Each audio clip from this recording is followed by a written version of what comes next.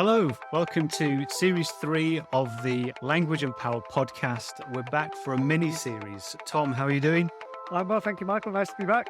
Good, nice to see you. And we're also joined today by a special guest, Alex Caveen, also from the University of Hull, one of my colleagues. Hiya, Alex. Hi, Michael. Good to be on. Thanks for the invitation. It's our pleasure. Well, some of our audience know who we are, but do you want to say something about yourself? Tell us about your projects and what you're up to. Yeah, sure. Thanks. Thanks, Michael. I work as a researcher at the University of Hull. So my area of, I don't want to say expertise, but sort of interest is in food systems and particularly seafood and sort of blue foods, if we're extending that to sort of wider freshwater systems and agriculture. So I sort of working part-time at the university and also as I don't know what I call myself, in the area of corporate social responsibility within the seafood industry as well. So I work for a UK seafood processor and do little bits of consultancy in sort of corporate governance and that side of things. So yeah, good to be on here.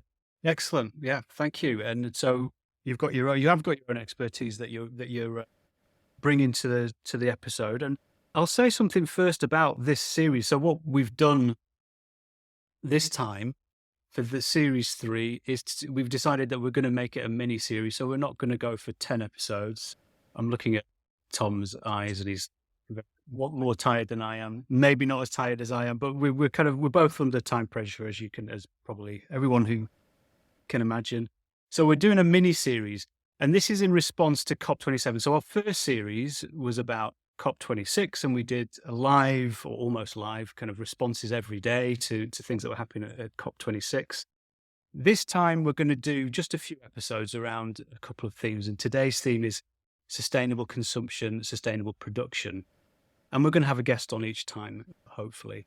And so we're not exactly talking about what happened at COP27, but we're talking about some of the issues that we think probably ought to have been discussed at COP27. So we'll be making a reference to COP27 that's just finished in Egypt, but we're really thinking about the themes. And today's theme is sustainable consumption, sustainable production.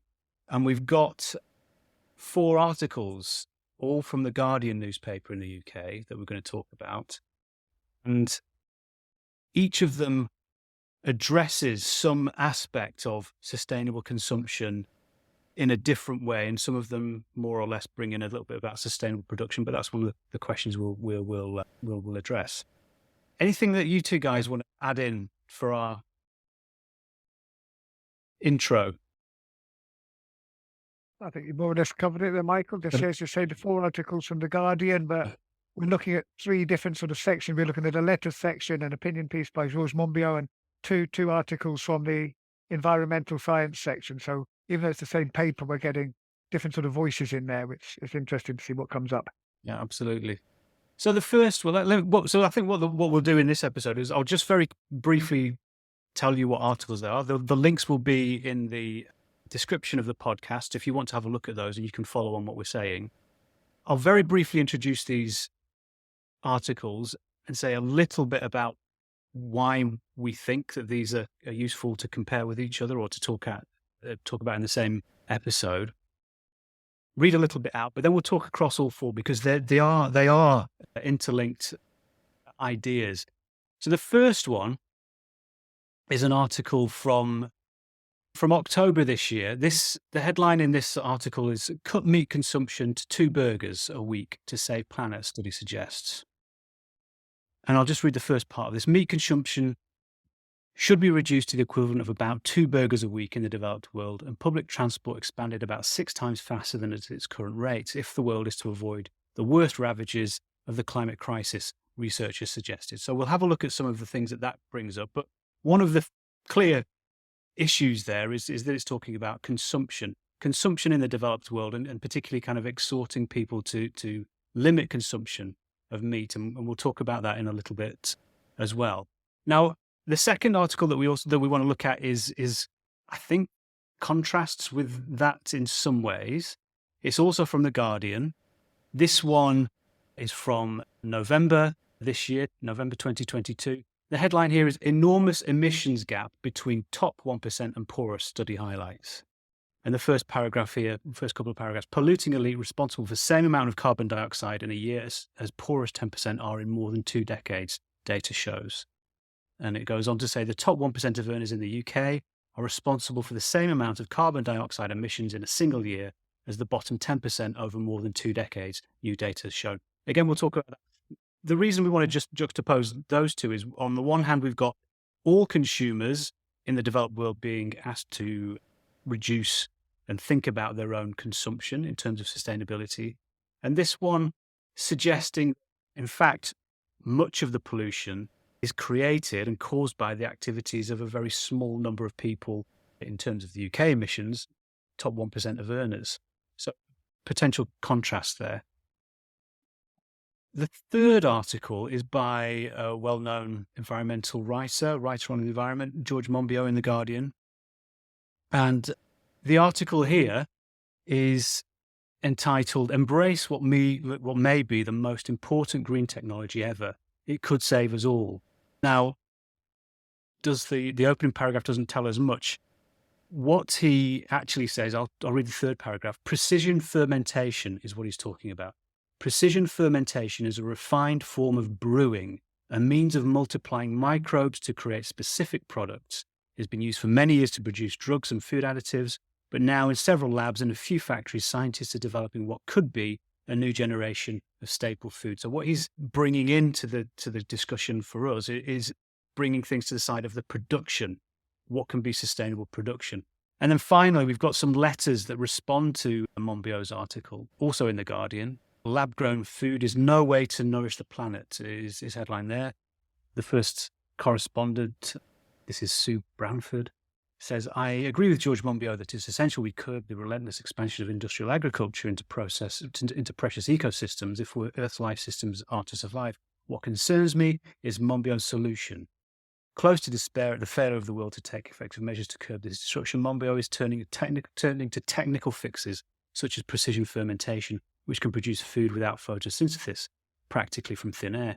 This means that 1,700 times less land is required to produce protein, etc., etc. But this high-tech solution presents dangers. Even though Monbiot says that the world would, that he would like poor countries all over the world to install fermentation tanks under local control, this seems unlikely. And she goes on. And there's other letters also that we might talk about there, also objecting to Monbiot's position on that. So those are our 4 articles. The links are in the description, and we'll talk across the general themes that we find in those. Who'd like to kick us off? I can see Tom smiling, and he's doing. I'd like to defer to our guest speaker there to give them first go, Alex. Sorry to drop you in it like that. No. So I was sort of scribbling notes. I mean, for me, I think there's probably three key areas that sort of those 4 articles span across. One is sort of the technical fix being proposed by Monbiot. The second is, I guess, that behavioural change being suggested by the Eat 2 Burgers a Week. And I guess the third, it sort of maybe links into that a little bit. So that concerning the production side of things around that need for wider systemic change and the role of government in sort of getting behind that and what it needs to do from a policy and regulatory point of view. So yeah, that's sort of my initial thought, really. Yeah, I think those are the key issues, aren't they? It's what are the systems by which and means and mechanisms by which we tackle the issues raised in these articles. And I don't think there's much complaint that there's a serious issue raised in each of those, each of those articles: meat production, general lifestyle, and lifestyles being the point at which we put out the potential for technology or the dangers of technology, relying on technology to solve these problems. So all of those issues are there. I don't know, Tom, you've got a take on these? Yeah, I think that's essentially it, and how they're being represented in different ways. And we've talked previously about the distinction between production and consumption, and how it's maybe a bit difficult to work out where responsibility lies. I think we talked in previous episode the fact that maybe some of the poorer countries in the world have got large emissions that they've been asked to reduce, but that's actually for the production, but actually the consumption, what they're producing is consumed in the West. So, Yeah. where's the responsibility lie? The people who are making these products or the people who are consuming them and therefore being the agents in that. And a lot of it, I think, is some of the issues that I think come up in these different articles is where does the responsibility lie? And I think, as Alex has sort of suggested, is it with the individual consumer, in which case it becomes a lifestyle choice. They've got these choices open to them, and they've got to choose we want to encourage them to choose the better ones. That's very interesting because as soon as you come down to this distinction between the individual behaviour and the systemic change, it becomes there's a tension we see in these articles between having choice and not having choice, which is quite important, and it becomes a lifestyle choice. Now, I think just in this first article, it's actually from the environmental section, but yet the headline, "Cut meat consumption to 2 burgers a week to save planet," study suggests. That there's a little bit of lifestyle management language in there, cut meat consumption to 2 burgers a week to fit into your summer bikini or your little black number at Christmas. It's got some of the language of that imperative. Yeah. Cut meat consumption. Who's this imperative directed at? Well, theoretically, it's at the reader, but that's not always the case. We could have an article that says, "Cut oil emissions to save the world," and then the report would be directed at, some anonymous organization. But this is to 2 burgers a week. We know this isn't world consumption, so we're assuming this is very much directed at the individual. It's framing it as a lifestyle choice, but instead of fitting into your little black number, it's to save the planet. So very much framing this whole thing in a lifestyle choice. And interesting, the article starts about consumption and talks about consumption and talks about consumption. Opening paragraph is meat consumption should be reduced. Not you should reduce it now. It no longer goes to the addressee, but then it ends up finishing off saying, "You authors call for financial institutions to stop underwriting fossil fuel production."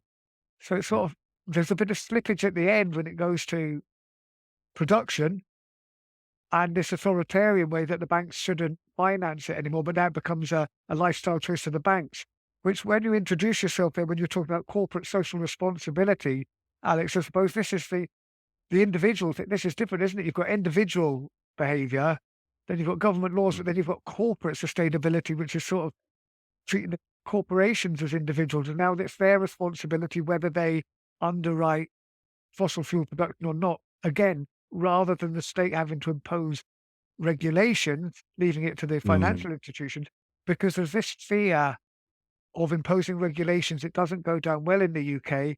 And of the letters we looked at, one of them very much says that you cannot take choice away from us. We will turn into a nightmare authoritarian state if you impose these rules. So in terms of encouraging policies and encouraging lifestyle choices, it's very difficult ground because we don't want to scare away the horses, as the phrase has it. So there's a lot of stuff comes up in this between individual as a infrastructural choice, lack of choice, and production and consumption. Those three things sort of become intertwined in lots of interesting ways across the 4 articles or across the four extracts. Yeah. I think just approaching this with sort of my industry hat as well was we're always caught in between sort of trying to do the right thing as a business in terms of I guess a dilemma that comes up quite a lot within the seafood industry, where a lot of fish stocks are overfished and still being overfished, and sort of wider damages to marine ecosystems and habitats and things is the extent to which you continue to engage with your suppliers on the basis of trying to bring positive change and improve things versus boycotting stuff. And I think that holds true for if you're looking at financialization and these big investment funds, to what extent do you pull out from sort of the big fossil fuel producers like, I guess, don't name names, but the big companies, versus the extent to which you still maintain a share within that company and be sort of a critical voice to try and bring change within the business. And for me, it's very difficult. Yeah, it's very challenging from the outside to, I guess, now if you're holding a pension with the pension fund who invest in fossil fuels, so what the correct decision is on the basis of being able to bring around that sort of wider system, social responsible change. But I think with going back to the conversation, I think there's probably general consensus, but we're just moving too slowly every minute to tackle the worst impacts of climate, and things are just not happening at the rate of change we need to sort of mitigate the worst consequences of climate change. Yeah. I've got a question, Alex. If just thinking about the fishing industry, and you kind of know a bit about the UK fishing industry.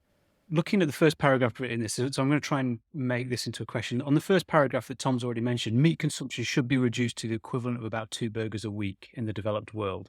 Okay, if we take that, there's no social actors. You know, thinking about this from a discourse analysis point of view, no social actors. So we're kind of, the question is, well, who is it that's consuming this meat, and who is it that's producing it? Who is it that's kind of eating more than 2 burgers? You know, all of these kinds of questions. And what it brings to mind for me is the question of, is consumption always necessarily the point at which the damage is caused? You know, thinking about the other half of our title for this podcast, the production side, is it possible to produce meat in a way that does not damage the environment? And if you like, let's put it bluntly, if you're consuming meat, the damage has already been done. It's the production techniques that produced the cows and the methane and the agricultural practices. Surely that's where the damage is done. So this is a slight mismatch between thinking about what the point of emission is, if we're talking about carbon dioxide emissions or greenhouse gas emissions. And I wondered about the you know, your work in sustainable fisheries. If it's possible to produce fish sustainably, would the consumer notice, and would the consumer have to do something different if the industry itself was already producing fish in a sustainable, carbon neutral kind of way? It's an answerable question or not. What do you think? It's a really interesting one. I'll do my best to try and provide some answers. So with fisheries and other food sectors, you have eco labels that basically that put on the final product packet to demonstrate to try to provide some assurance that the product's being done or produced in a sustainably manner. So with fisheries and aquaculture, you have the Marine Stewardship Council eco label and Aquaculture Stewardship Council eco label. But I think from their research, it's sort of only a small minority of consumer would actually buy products based on there being an actual eco label on the product. And it sort of ties in before, I think generally trying to move, and there has been improvement within the seafood supply chain sort of governance regime around ensuring that products produced in the UK, but also coming in to the UK are sort of produced at some minimum standards. And when we were part of the EU, we were sort of part of the Union illegal, unregulated, unreported fishing regulation that would require some level of due diligence.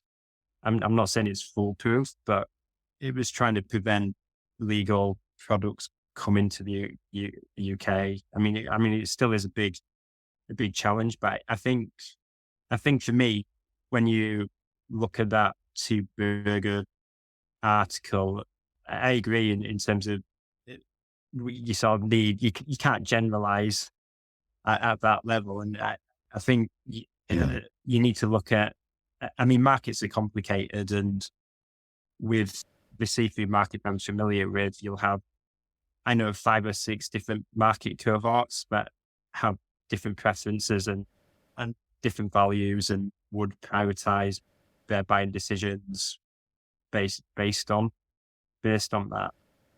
I mean, to me personally, I'd say I probably eat more fish than meat. I probably have one portion of meat a week, but again, it's so with these things that you can't really generalize from a policy point of view. To yeah, Yeah. it's challenging, but Yeah. I mean, let's go on to the other article, the kind of one that we paired with this, which is this one about enormous emissions, the gap between the top 1% and the poorest. So we, in the burger article, we're talking about everybody in the West, in the developed world. It said reducing their consumption, but here we've got a article which is arguing that, in fact, the top 1% of earners in the UK are responsible for the same amount of carbon dioxide emissions in a single year as the bottom 10% over more than 2 decades. New data has shown. So what do we think about that as a potential contrast or the content of this particular article? I found this one very interesting. I found all the use of statistics interesting because they're sort of inconsistent and not fully explained, even though it was on theoretically what would be the environmental page, isn't it? Which is, I suppose, supposed to be a scientific page, but the use of statistics is not robust. We're not quite sure if that 1% individually are using 26 times as much as the poorest 10% individually, or if it's the whole group that's using 26 times as much as that other whole group, which changes the statistics drastically. And also it changes from 10% to 20% or something halfway through the article. So it's an interesting article. In fact, there's lots and lots of statistics that would keep being thrown out saying that this is a problem of the top earners, the richest population, which I think opens up a possibility, as you say, that it enables other people to have a choice because, their decisions aren't as significant as the decisions of the top 1%. One of the things I'm a bit worried that this is something that will allow people to get rid of any feeling of responsibility. We always hear this argument that China produces far more carbon dioxide than we do. Yeah, that's because it's a much bigger country. Actually, per capita, it produces less. And I find some of these statistics quite awkward. Or there was a debate on the television where a guy was talking about reopening coal fields in the UK, very, very apposite for today, on the grounds that we're only a small country or there are only small coal fields, then it won't make a difference. Yeah, but if you can divide the world up into lots and lots of small units, and if they all increase a little bit, there's some sort of failure to understand statistics somewhere along the ground that we don't understand as per capita and stuff like that things should be addressed. But I suppose it is that thing between individual and group again, and what size of group are we talking about? And I know, so I found it a bit worrying from that point of view. I know you were more interested in the fact that maybe you were thinking, I think when we were talking about this earlier, if it does come down to being authoritarian, and we know from some of the responses, that as soon as we start restricting choice, people are up in arms because they want the illusion of choice. And therefore, maybe some of the higher level action should be aimed at that 1% rather than reducing the choice of the 10%. I think was what the point you were most interested in, wasn't it? Yeah. I am interested. I tend to think that there's more room to, from a social point of view, there's more room to cut a little bit out of the lifestyle choices of what's available to wealthy people than there is to people who are perhaps having to really, really closely look at their budgets on what they can, and if you've got very limited funds to spend and to buy food for yourself, the imperative, you don't really have a choice. You're going to go for the cheapest rather than what's labeled as eco. Whereas if you are quite wealthy, I would imagine you've got far more scope to kind of buy the product that is a bit more expensive if it's labeled as it's got an eco credential. So I just intuitively it feels as though wealthier people have more scope to be ethical green consumers than perhaps the rest of us do. And I did look at it, and just to kind of add a little bit of more information on this, I looked at the report that this newspaper article was based on. It's by an organization called Autonomy, and the publication came out earlier in October 22. It's called A Climate Fund for Climate Action. And what they say about the top earners is that there are 620, I've got it right here, 670,000 people, according to them, fill this top 1% of earners. So it's not a small number of people. It's, it's quite a large group. And I can't quite square those figures. I've tried to find other sources for this information, and other sources that I've found suggest that the figure for the top 1% of earners is much lower than that. So I don't quite know how they've calculated 670,000, but that's the order of people that they're talking about. Yeah. So It just makes so you're right. So this idea of choice and the illusion of choice is an important thing rhetorically, but when you actually have people who don't have the choice, so it is an illusion. Yeah. It doesn't enter into the equation if people don't have the choice. And as I was thinking that, it reminded me of, Billy Bragg's translation of the Internationale. Freedom is merely privilege extended unless enjoyed by one and all. Giving people choice doesn't come to the equation if these people don't have a choice at all. It's just an illusion. Yeah. No, I think that's right. I think it's important. I think there are big problems with the article that we're looking at. It has got a bit of a sense of perhaps letting people off the hook, but nonetheless, I mean, there's a quote by a professor of international relations at the University of Sussex who talks about the polluting elite, and he said on the eve of the climate crisis summit, COP27 in Egypt. So we had to talk about COP27, and there we are. And staring down an unprecedented cost of living crisis, it is clear that we're not all in this together. Revenue raised from a carbon tax on the wealthiest top 1% of the population would have raised enough money to retrofit nearly 8 million homes, keeping us warm this winter and bringing down fuel bills while providing critical support for renewable energy and making us less dependent on Putin's gas. And I think that encapsulates something that feels appealing to me, is not just saying that the 1% are producing more, but then suggesting an action that do something.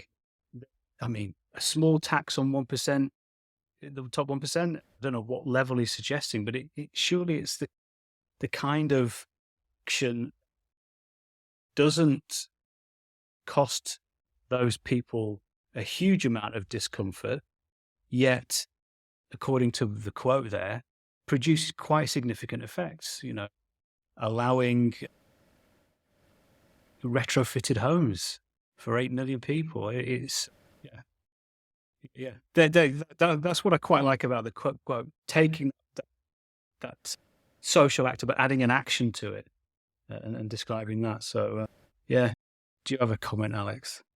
I'm thinking. I mean, I guess it ties in with a wider sort of ethical question around how sort of us who are really well paid in society, how much tax generally should we be taxing, and should we have a world where sort of billionaires exist? Because some individuals just have obscene amounts of wealth that, in a way, it's just a figure on sort of a balance sheet. It's not actually in terms of a wider social good. But it's interesting. One of the things that really interesting, I think, is missing from the article, or not really satisfactory, is I'm wondering what is it that this 1% do that causes so much pollution?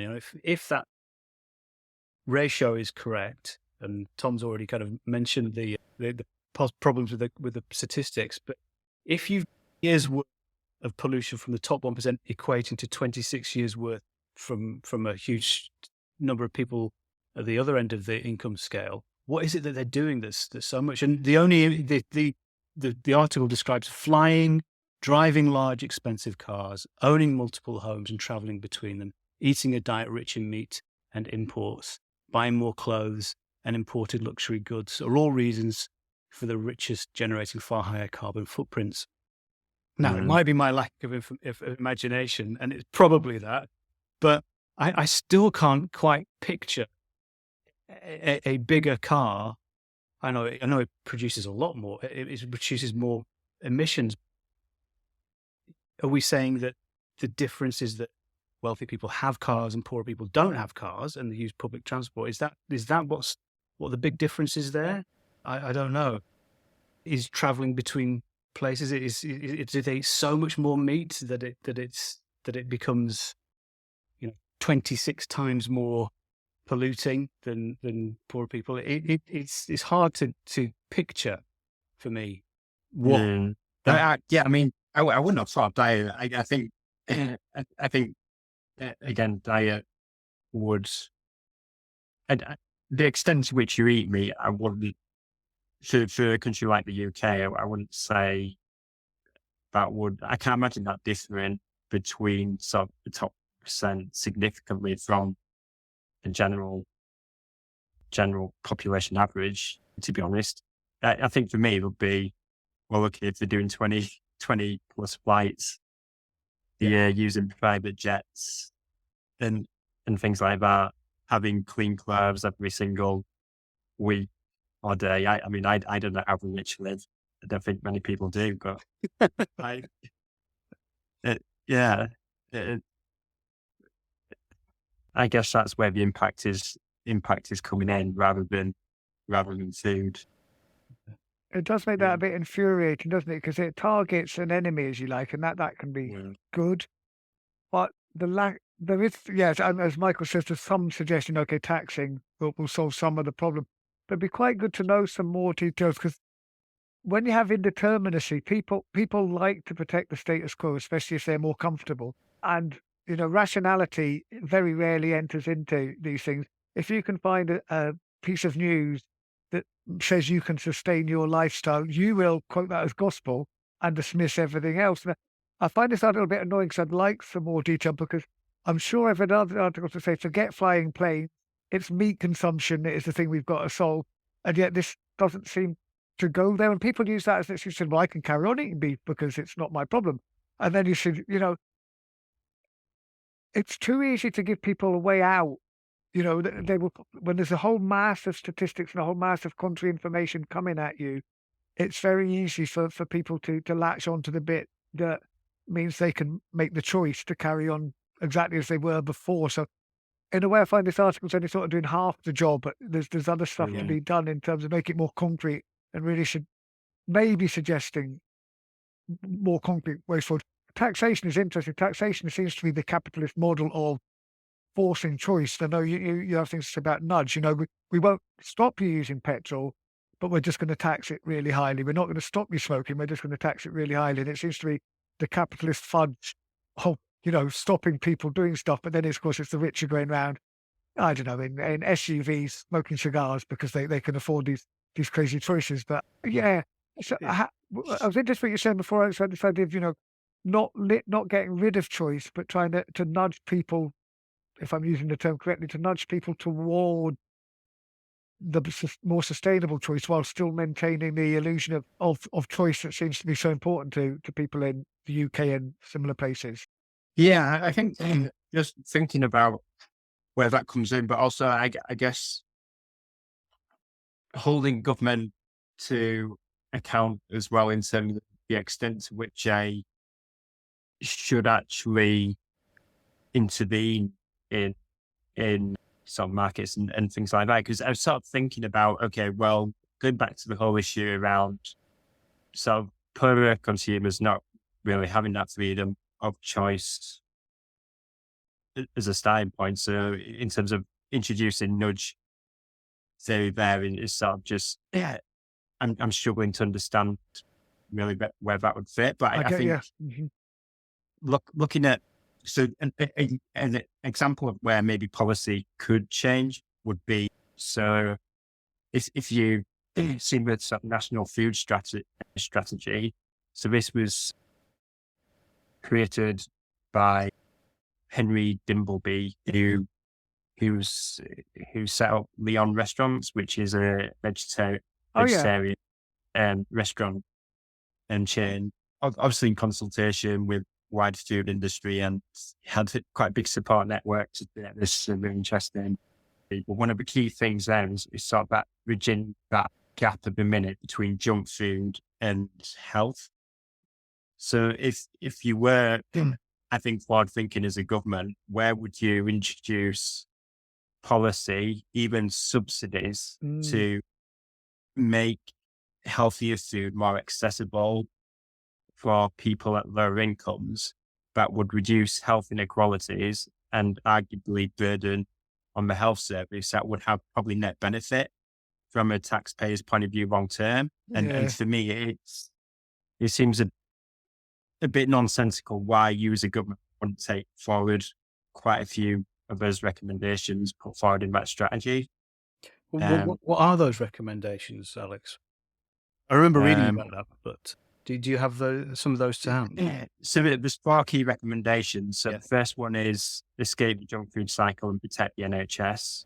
So there's three recommendations under that. There's an introduce a sugar and salt reformulation tax, use some of the revenue to help get fresh fruit and vegetables to low income families. Recommendation two that comes under that is introduce mandatory reporting for large food companies. And recommendation three, launch a new Eat and Learn initiative for schools. And then the other sort of three broad areas of the strategy are reduce diet related inequality. So extending eligibility for free school meals, expand the Healthy Start program, trial a community eat well program, supporting those on low incomes to improve their diets.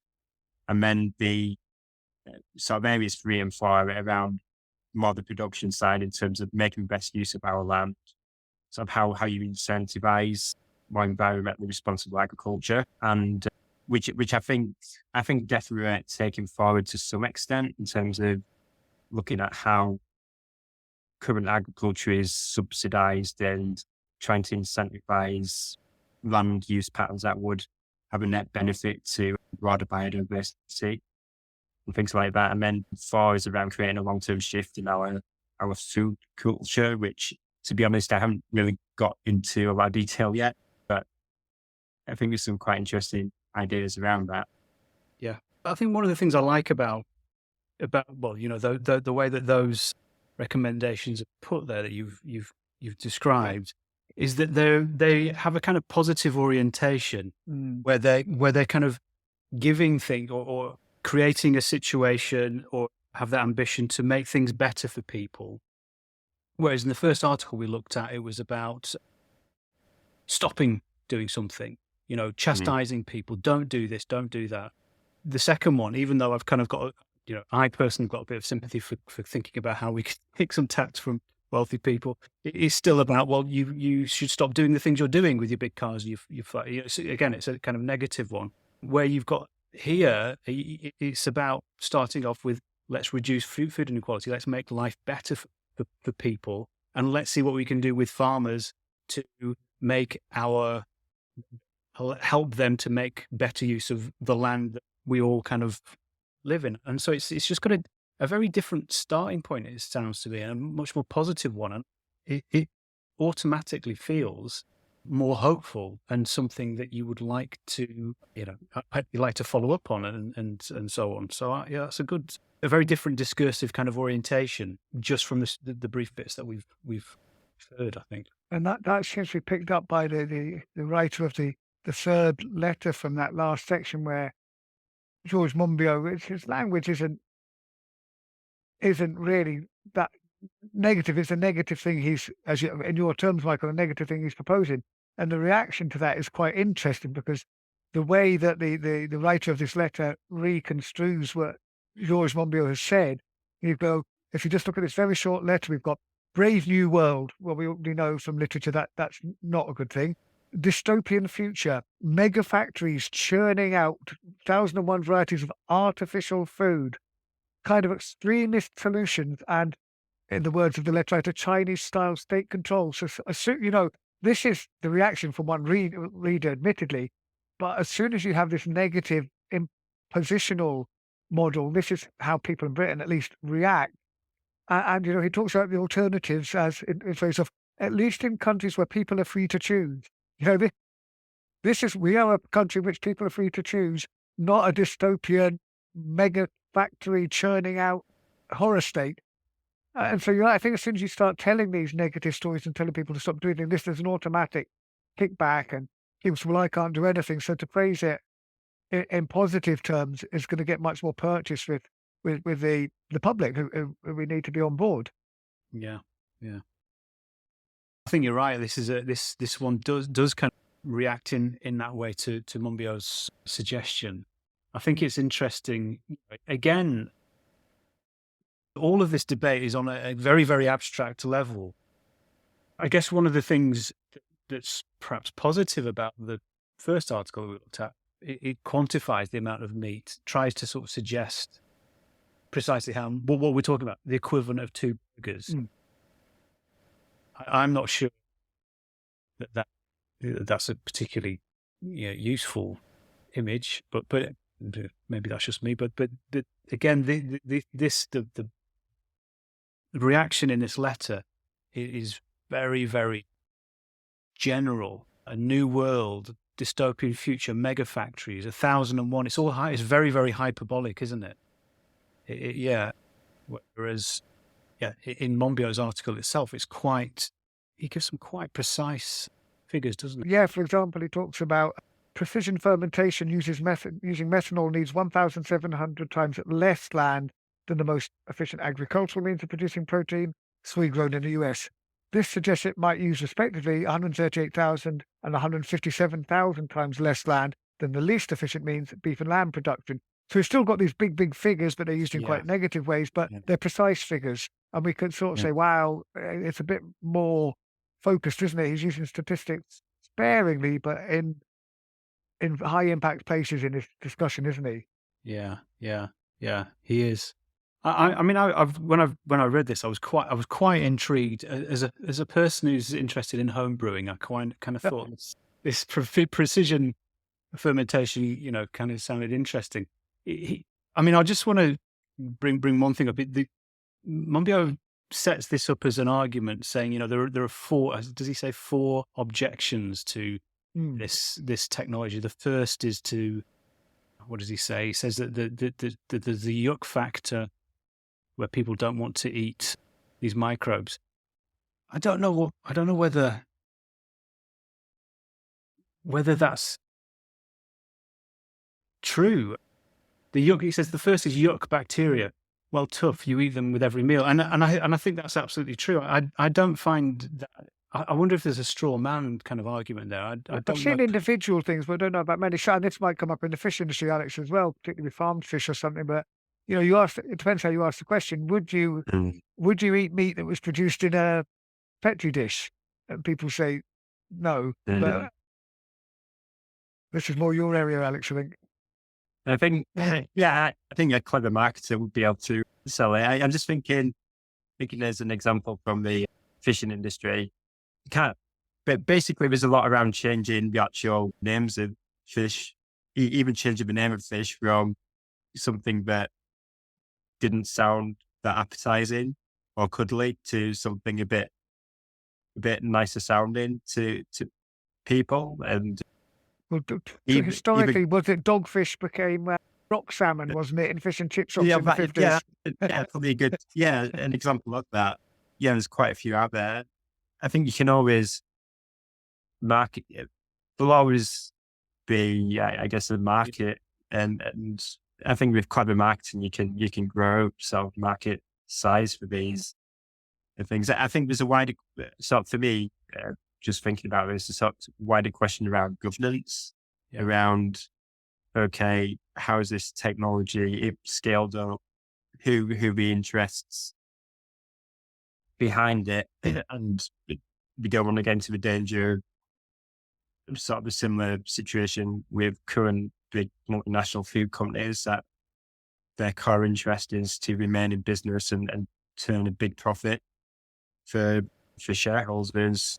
I guess no matter what they claim they're doing on the social responsibility front. And for me, that's sort of the big question around food production going forward, is sort of the whole governance system, and how do you make food production technology more accessible to people, so it's not taken over by corporate interests. Sorry, I'm got a cough.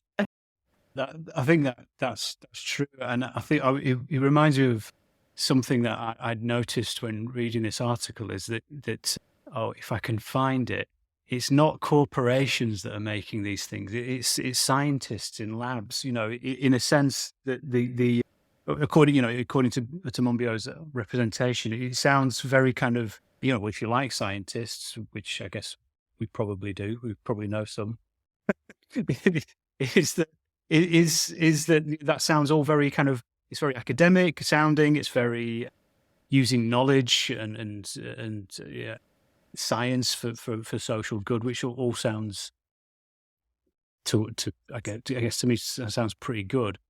He doesn't decide to talk about the corporations that are sponsoring that technology and patenting that technology at the beginning. Later on, he does kind of raise one of the objections, but he sort of sets up the framing of this is that it's sort of rather benign scientists sort of doing things for the betterment of humanity, which, maybe that's true, but maybe there are sort of large financial interests behind this, looking, as you say, looking towards the bottom line rather than the first thing. So, yeah.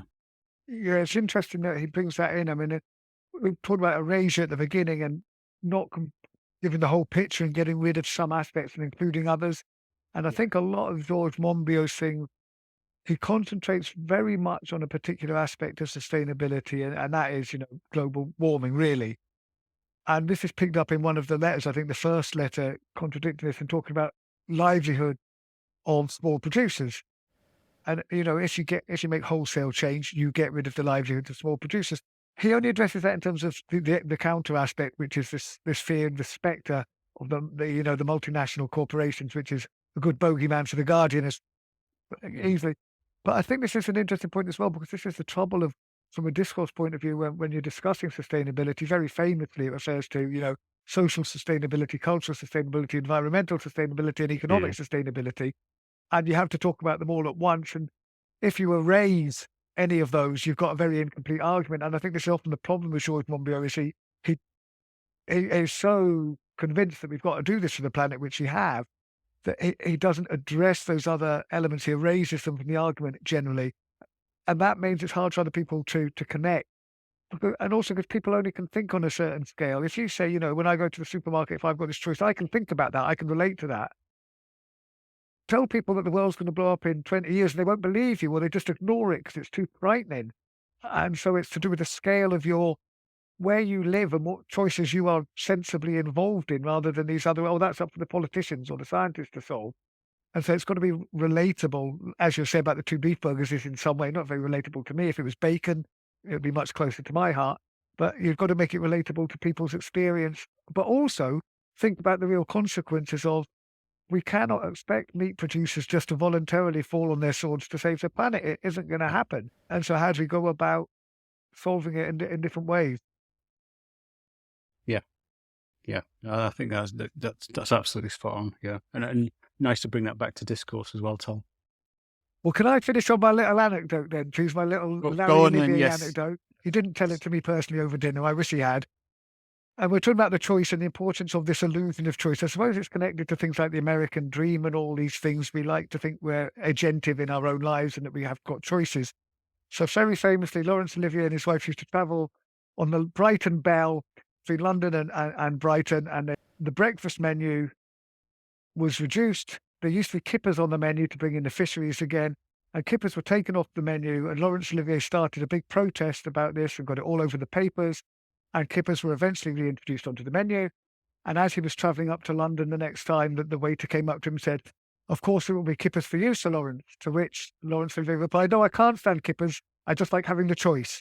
And I think we are all a little bit in that. We like the choice, even if it's not real. Yeah. No, absolutely. Yeah, we do. Well, that's what we've been brought into, isn't it? We do like that idea of choice, even if it's not particularly wide or broad or whatever. Yeah. Although I do know people who hate choice, so. True. Yeah, it's too difficult. But it brings back to Alex's point as well. I mean, I was taking it in a light-hearted way, but how real is choice for people who can't afford the alternatives and stuff like that? So this whole notion of choice and what it means in our society is something that's got to be questioned quite a deep way. Yeah. Great. Well, shall we wrap things up? Well, thank you very much for our first episode on sustainable production, sustainable consumption, and lots of different ideas in there. I guess we kind of hopefully starting some kind of conversations on that. We by no means had the last word on it, but Tom, thanks very much. Alex, thank you very, very much Thanks, Alex. Yeah, for thank you. being with us. No, And, thanks. Yeah, I've enjoyed it. It's my first podcast, so it's the baptism of fire, but I've enjoyed it. It's been good. you're going to have to listen to your own voice. I know. Okay, right. So thank you to everyone for listening, and we'll have a couple more in this series coming up shortly. And next one, we will offer you a choice, and that is you can either listen or not. Bye. Bye. Okay, thank you. Bye.